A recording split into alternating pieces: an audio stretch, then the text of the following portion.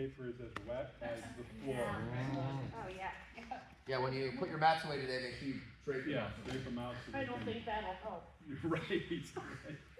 So yeah, look, good to see everybody. Thanks for coming. Yes, somehow my reminder to myself to get the schedule out the next quarter was missed. So everyone's like messaging Bill at 4 in the morning Yep. or whatever. So it's now good through the end of the year to Yay. be able to do it that way. So I think it's all there, but let me know.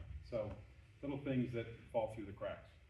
Anyway, it's good to be here, kicking off a new month, really thinking about questions and answers as we've really been intentional to walk through some things like the Pearl Street Way and talking through those dimensions, going through some other really important topics. Things linger. There might be a topic or a concern, something else that's risen that's not really been an opportunity to answer it directly.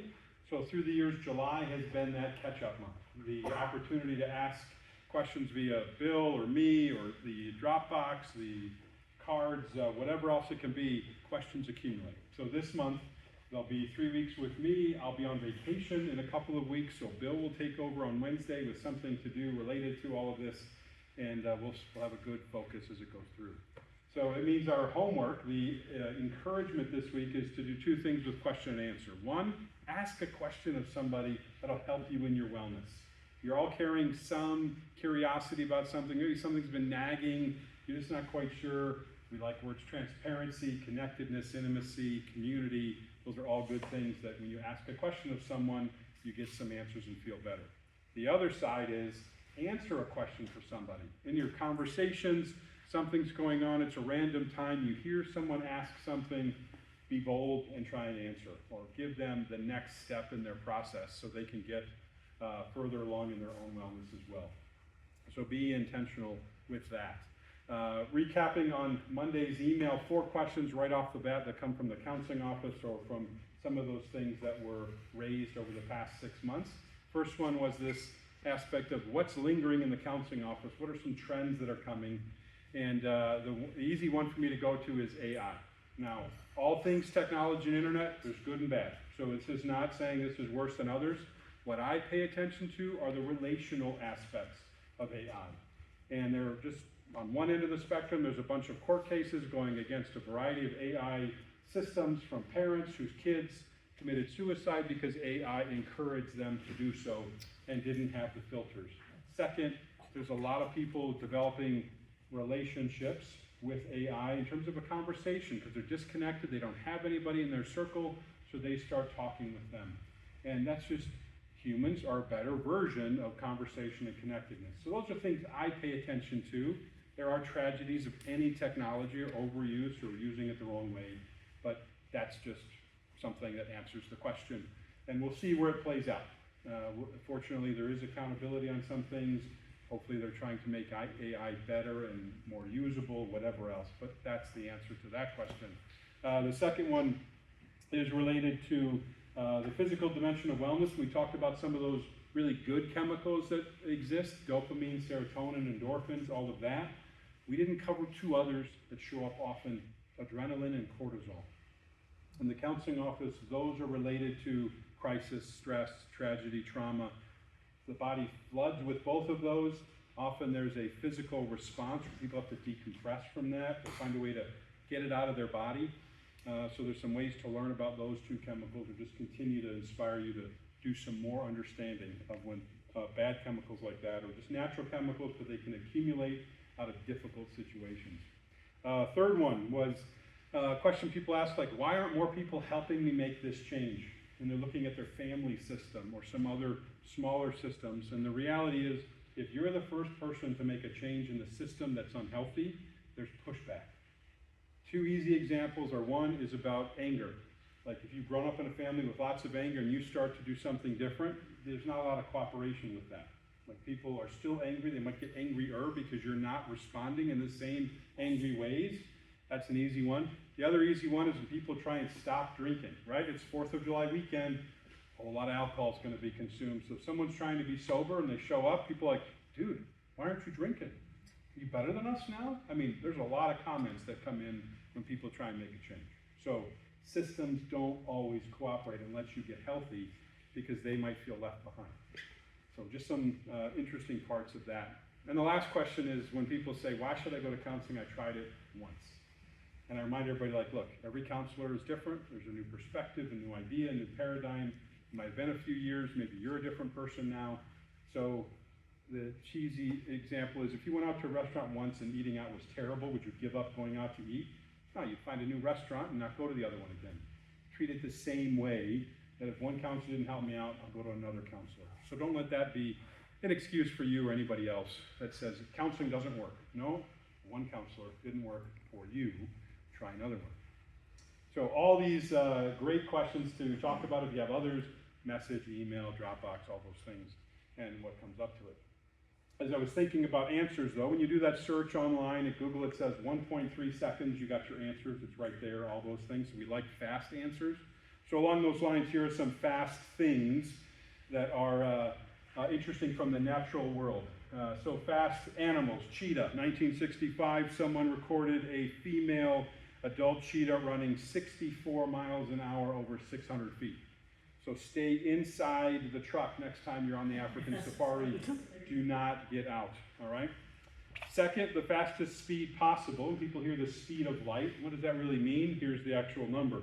670,616,629 miles per hour is the speed of light. So that is incredible.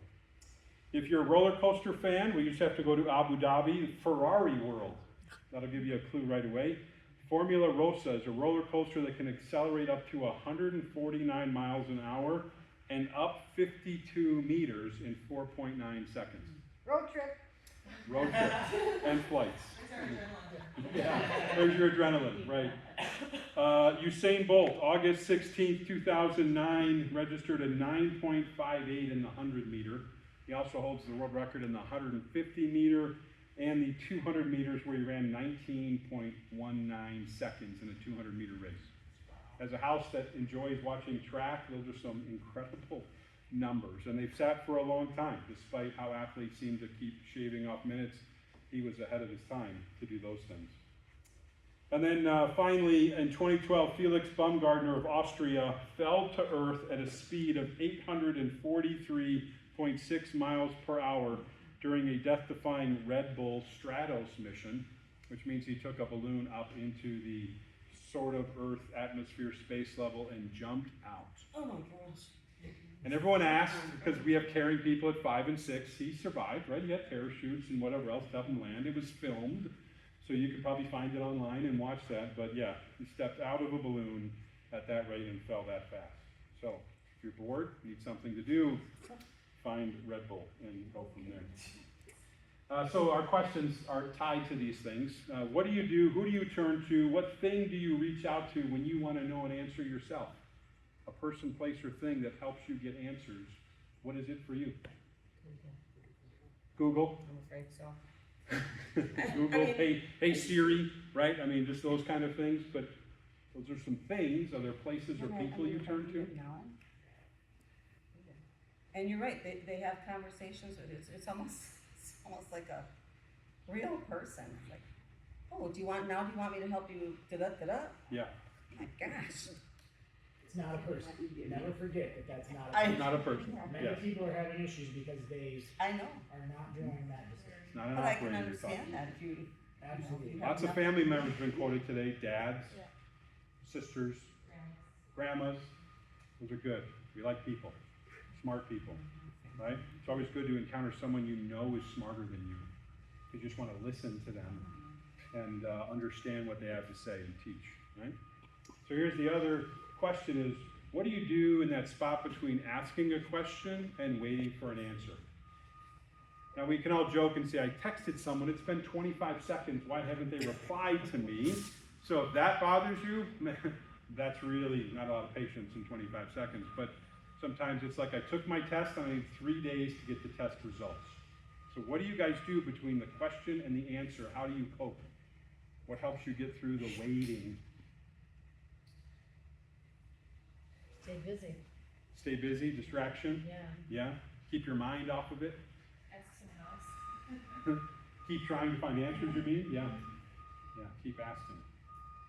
It's an important thing. We know our minds go to dark places very quickly. We don't have answers. So to understand what you can do, coping skills, distraction is a good one, but there might be just other things to help ground you and not go that way. Suggestion might be to think back to the other times you've survived waiting for an answer. Remind yourself what worked before and do it again. So some final comments about why a month of question and answers are important.